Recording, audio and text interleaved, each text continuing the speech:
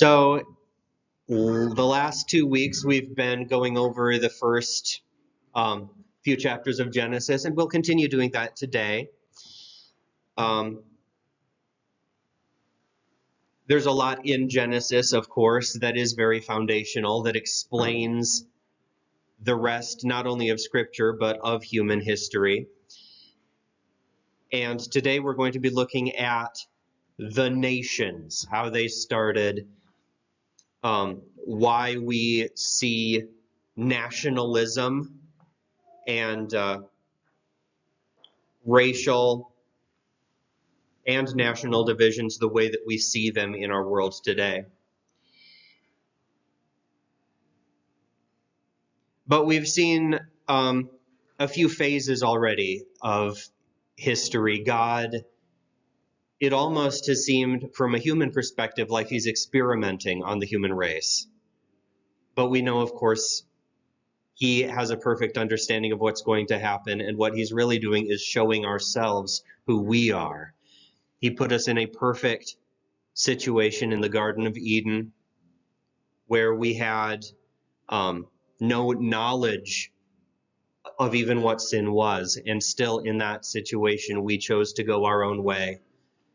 We abandoned him. And then we saw a period in which he allowed the human race to multiply and govern itself, to govern people to govern themselves individually through the knowledge of good and evil that they had acquired. And that knowledge of good and evil was not a restraint to them. They continually chose the evil way to the point that the earth became completely filled with violence. And violence was a very big deal in that time period. We saw Cain and Abel right at the beginning of it, and that trend continued to the point that there was only one man left on earth with a desire to please God. So that world ended in judgment with the flood, and now today we're going to take a look at the events right after that. Of course, we remember the Tower of Babel. And before we start, let's look up Acts chapter 17, 26 through 27.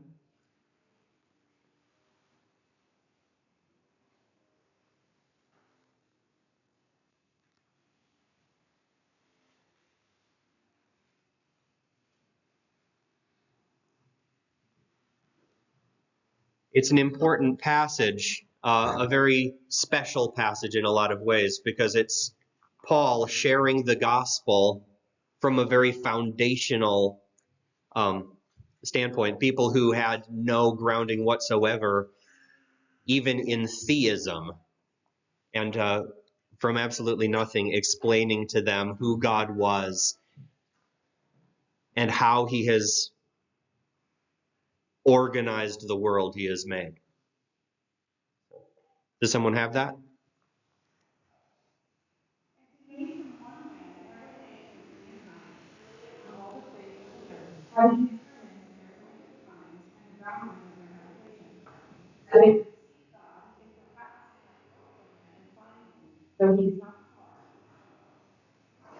So there are some important things in there that they need to understand, that from one man, God created all mankind, right? There is only one human race, technically. Although there are different families, we're all descended from Adam, and actually we're all descended from Noah. It's even more specific than that. And his children. But also, it says that he has put the different nations of the world in the places where they are, in order that they might seek him. He has a special plan for each nation. He has a special purpose, and has brought each nation on its own special journey in relationship to him. But unfortunately, we are going to see what happened on a national level is very similar to what happened on an individual level after the fall. As every individual man has gone their own way, every nation has gone its own way and departed from God. So let's hop back to Genesis, to chapter 10.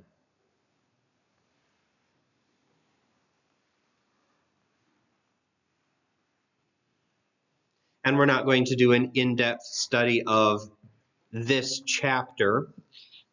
This is the genealogy, kind of, from Noah onward. It's really a very brief, just a few generations each genealogy of the sons of Noah, explaining where the different major people groups came from.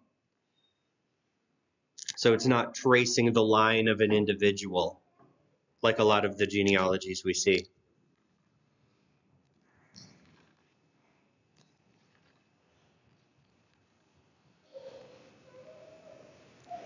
Would somebody like to go ahead and read verses 8 through 10?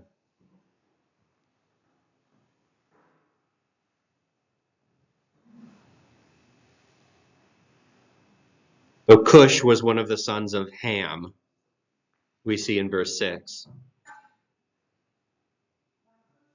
Father in the mighty go forth, therefore, like Nimrod and mighty hunter before the Lord. The beginning of his kingdom was Babel and Erech and Akkad and Chaldea in the land of. Thank you. So we see here the first real, at least after the flood, human king. And there's a very good chance this is the first human king, period, because we remember from last week, human government, the right of people to execute judgment on others on God's behalf, was something that God established after the flood. So Nimrod began to become a mighty one on the earth. He was a king initially just based on the fact that he was stronger than other people. Because he could beat you up, you did what he said. That was the right by which he made himself king. A mighty hunter before the Lord. And the beginning of his kingdom, it says, was Babel and those other places in the land of Shinar. So somebody read verse 25 of chapter 10.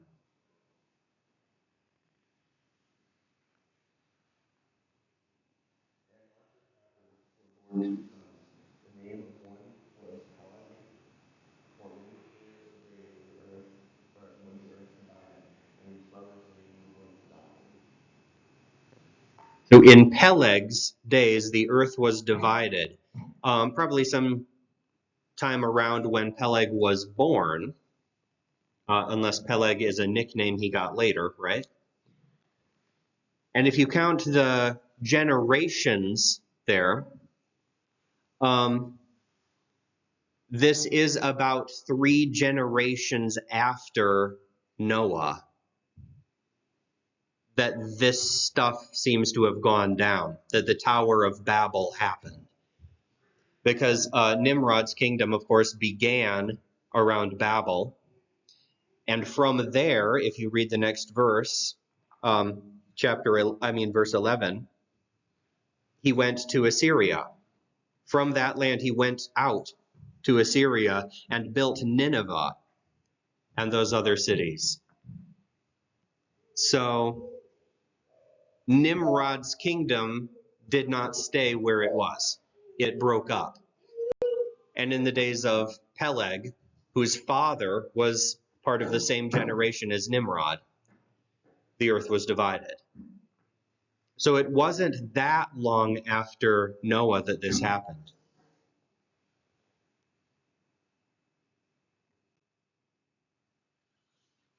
All right, so let's go to chapter 11 and look at the event itself.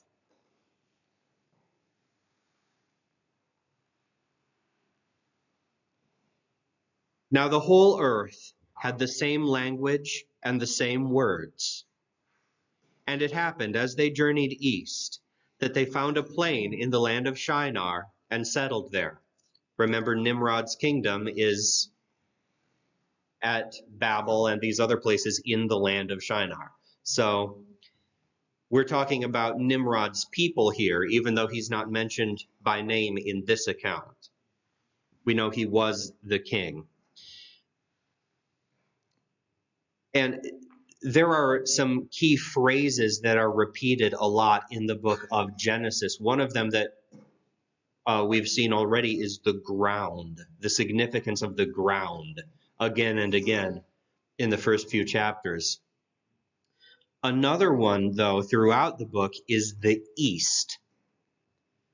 The east is very significant. When Cain left his parents, he went east of Eden. Here, the people journeyed east. Abram was from the east and traveled west to Canaan. Of course, Israel itself, they have a sea on the west, and on the east is a big area for them. It's where they came from originally, and it's where a lot of their enemies have come from as well. So the east is used in contrast to the land of Israel. So these people traveled east, away from the place Noah had originally landed, and came to the land of Shinar and settled there. It says they found a good place to stay and decided to stay. Verse 3, then they said to one another, come, let us make bricks and burn them thoroughly. And they had brick for stone, and they had tar for mortar. And they said, come, let us build for ourselves a city and a tower whose top will reach into heaven. And let us make for ourselves a name, lest we be scattered over the face of the whole earth. So Nimrod and any other leaders the people had at this point, probably Nimrod mainly, sought to stay in power by giving the people a sense of national identity. Okay, that's what this would accomplish. The tower and the city that surrounded it were a project that everybody could contribute to, that everybody could feel pride in. This is something we did together. It could be seen from far away. The tower could. And it was also a unifying thing because it was almost certainly a center of worship, whose top will reach into heaven. Probably is a reference to the fact that it was used as a site of worshiping possibly God himself, more likely the heavenly bodies. And this was a very, very common thing in Babylonian culture. Actually, this is right there. The picture on that side is a reconstruction of what scholars think the Tower of Babel probably looked like. And this is the general consensus, that it was a ziggurat type of a thing with a lot of stairs going up, probably taller than the tallest brick building in the world currently. So a very tall place. But on these ziggurats, and this wasn't the only one of them, there would be a shrine at the top. That's kind of what it was for. Kind of like we put church steeples with crosses on top higher than everything else in a town, because that's the most important thing. We want to exalt our God. That's what they would do with a ziggurat. It would be the highest thing. Not only because it would allow them a good view of the stars that they were worshiping, but because of the significance of it, people felt like they were getting nearer to the gods as they climbed up to it.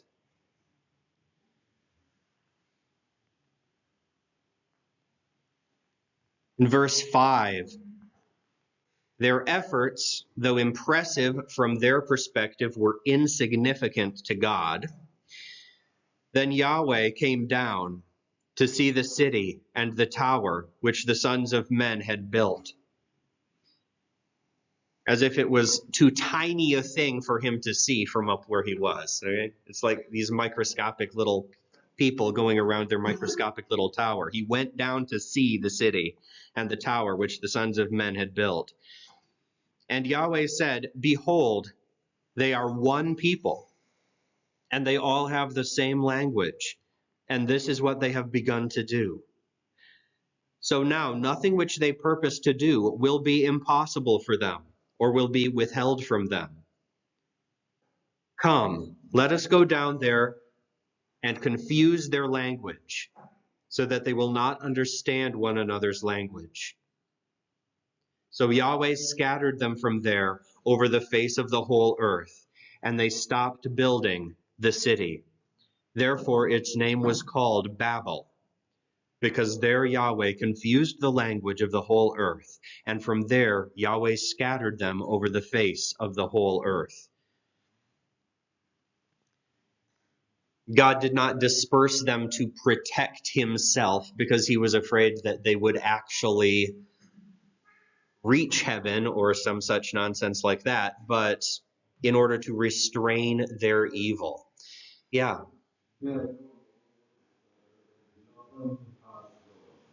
Right. Mm-hmm.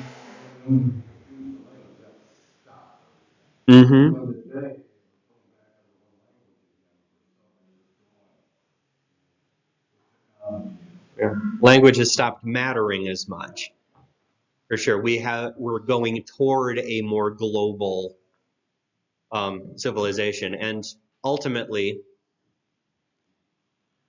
there's going to be a not an entirely unified global civilization. The kingdom of the Antichrist is iron mixed with clay, right? It's going to be a divided kingdom. And true unity will come when Christ rules the world. So, but yeah, they were inventive. They came up with new ways of building. Anything that they planned to do, they did together. They weren't, another big element of this, I think, is that they weren't distracted by other groups of people that they were competing with. So much of our time and technological research goes into protecting ourselves from other people. And that in itself is a restraint on our development. It slows us down. So, confusing their languages, confusing their ability to communicate with each other, inevitably caused them to split up, to go their separate ways. And this was a significant turning point in the history of the world. It's connected very closely to the flood, happened very soon after that, of course. And part of the guidelines that God put down after the flood were to restrain the evil that had been rampant before the flood. And one of the ways that he did restrain evil was by breaking people up, separating them into smaller groups.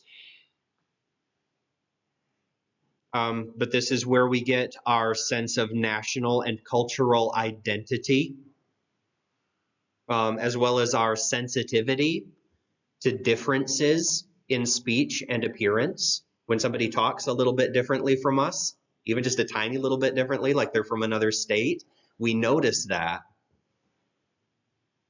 And very often we categorize them accordingly. We assume certain things about them because we associate them with other people that we have seen that look or sound like them. And in the ancient world, this wasn't nearly as much of a problem. When you saw somebody who didn't look like you and didn't talk like you, your foreigner flag went off. You recognized they are not from here, and you treated them as a foreigner. We have a problem in America today because we are a melting pot. When you see somebody that looks different from you or talks different from you, they are probably not a foreigner. They could be your neighbor who lives next door. But that flag still triggers. And it causes a lot of problems, obviously, in our culture between different groups that really are part of the same people now, but still feel as if they are separated. And of course, now we'll get there. I'm getting ahead of myself. Never mind. Hold on to that thought for later. But yes, the interests of our group that we are loyal to, that we are a part of, distract us from the interests of humanity as a whole. But in terms of how God deals with the human race, as I already mentioned, from this point on, God worked in each group separately, with a separate plan for each. As Josie read, he put them where they were in order that they would seek him. And one of the aspects of the flood is that it broke up the world's geography. It created barriers, mountain ranges, oceans that weren't there before. But these different groups began to devolve in different ways. A secular historian assumes that religion began as a very simple, like, sun worship thing and developed into polytheism, and then we got monotheism way down the line. It evolved in that way. But it actually devolved. Everybody started a theist. Everyone started believing in God. And there are different things that came from that, different ways that that was corrupted. One of the ways, of course, is polytheism.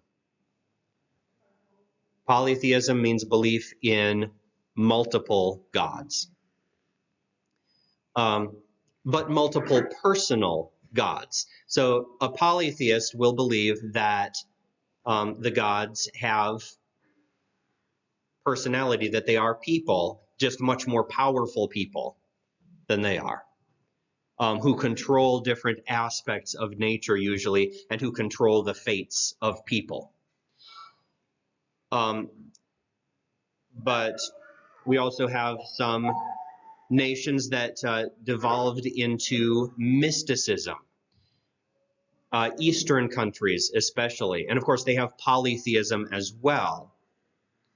India, of course, is polytheistic in a big way, but you also have philosophies like Buddhism, and animism as you get into North America and stuff like that. Ideas that God isn't so much divided into different people as he is dispersed into the world itself. Or he isn't seen as a person anymore. He's seen as a force or a principle by which life is guided. And then you also have spiritism, which you have in a lot of tribal areas. The acknowledgement that there are spirits, and they're not always considered gods. Sometimes they are, but spirits are known and feared, and not so much a corruption of the worship of God as a worship of other real spirits instead. So religion became corrupted in different ways by different groups. over time, but it did last in some areas much longer than others.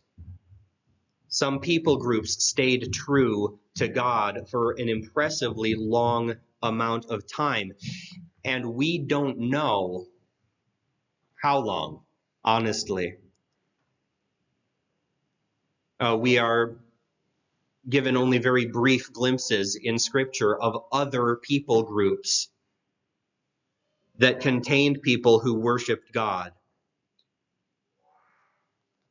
who were not Israelites. One example that we saw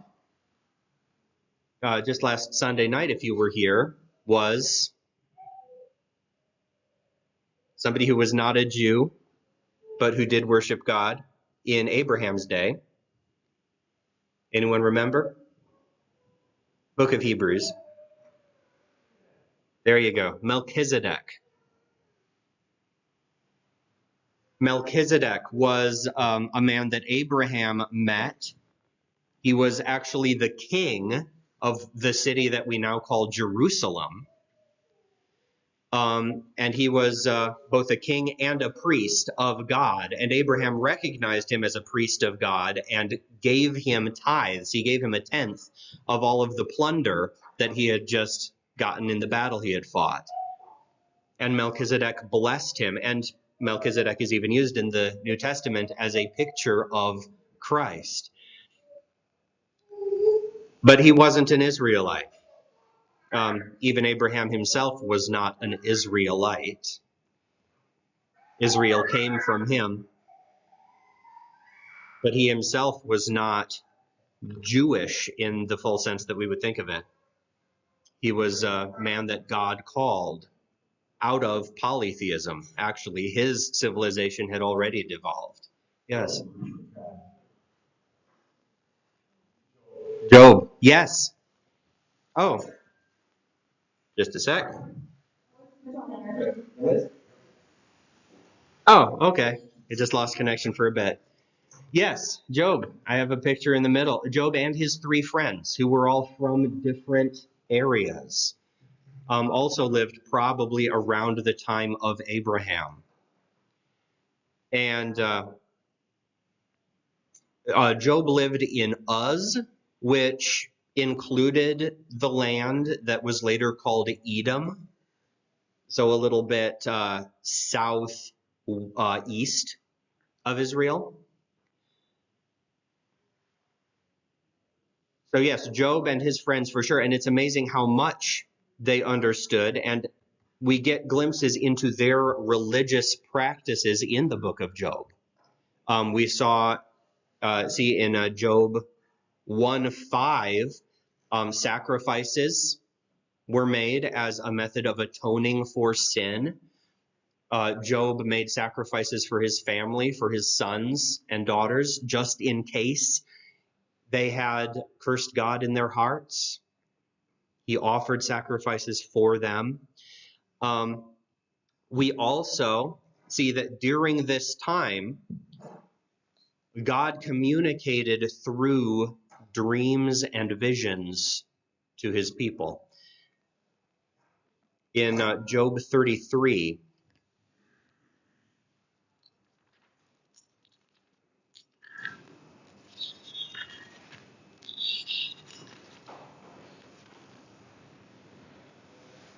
Job 33, 14 through 16, Elihu says, "Indeed, God speaks once or twice, yet no one perceives it. In a dream, a vision of the night, when deep sleep falls on men, while they slumber in their beds. Then he opens the ears of men and seals in their discipline, that he may turn man aside from his conduct and keep man from pride." And he's not the only person in the book of Job to mention that, to claim to have had revelations or visions from God. And truths about God during that time period were passed down orally, even among the Jews, the descendants of Abraham. The stories that they would tell their children were preserved very reliably, actually. Oral tradition was a much more reliable way of getting information from one generation to another than we might suppose, especially with people living longer. It wasn't just playing the telephone game this generation to the next generation. If your great-great-grandfather was still alive and listened to you recite the story, he could correct you if you got it wrong. It was a very good way of passing down the stories of what God had done before people started writing them. Actually, most of what we have in the book of Genesis, the source for that was probably oral tradition. The stuff that God didn't have to reveal directly, like the creation account and stuff like that. Because Genesis hadn't been written yet, of course, but Moses still had an awareness of that history. They knew who Abraham, Isaac, and Jacob were from those stories. But also in the life of Moses, we have another example of a person kind of like Melchizedek, who was a priest of God, even though he wasn't Jewish. And that was Moses' father-in-law, Jethro. Jethro and his family worshiped God. And Moses had no problem marrying one of Jethro's daughters because of that, but they weren't Jewish. They did not practice circumcision, for example. That was a very foreign and unpleasant concept to Moses' new wife. So God was at work in a lot of ways that we don't see necessarily from the Bible, because we only have the history of Israel, and we only see those things when other people interact with Israel. But just because we don't see them mentioned in the Bible doesn't mean God didn't care about them, doesn't mean that he was not at work in those nations. But of course, Israel was a special case. Israel is not the only nation God dealt with, but their history is important to every other nation. Abraham, as I already said, was called out of polytheism. And in Genesis chapter 12, we have God's promise to him. Genesis 12, verse 1, and Yahweh said to Abraham, or Abram at this point, go forth from your land and from your kin and from your father's house to the land which I will show you. And I will make you a great nation, and I will bless you and make your name great, so you shall be a blessing. And I will bless those who bless you, and the one who curses you I will curse. And in you all the families of the earth will be blessed. So, just an interesting little side note. God said that he would make Abram's name great. The people who built the Tower of Babel did so to make a name for themselves. Okay? This is something that God is doing for Abram. And this was another turning point in world history, though most were unaware of it. Most people didn't even realize that this had happened.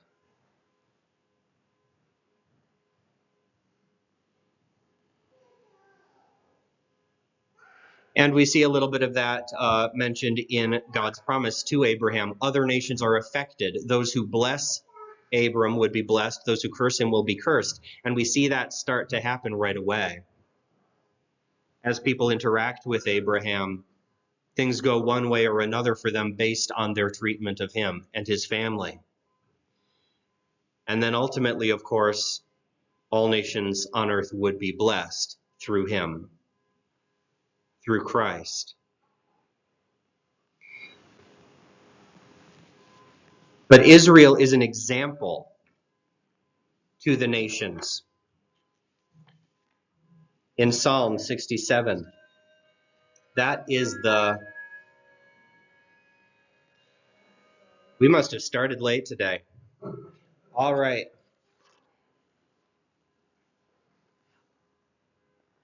Let's pick this up. Next time, let's finish. Let's review what we started here. The one thought I want to end with, though, is this one, that in Christ, right now, there is no Jew or Greek, circumcised, uncircumcised, barbarian, Scythian, slave, or free. This barrier for us has been broken down, and we have all been made brothers in Christ. And it's kind of one of those here but not yet things. We still sense sometimes those distinctions. Even in the church, it becomes a problem sometimes. The perceptions people have of each other based on the distinctions of culture and nationality. But one day they will be done away with completely. In Revelation 7, 9 through 10, we see a crowd from every nation, every tribe, every tongue, united in their worship of God. And it does seem that those things will continue throughout eternity. They will be characteristics of our resurrected bodies as well. But they will not divide us as they now do. So that's where we'll end for today. We'll talk a little bit more about Abraham and how God used him and his people next week.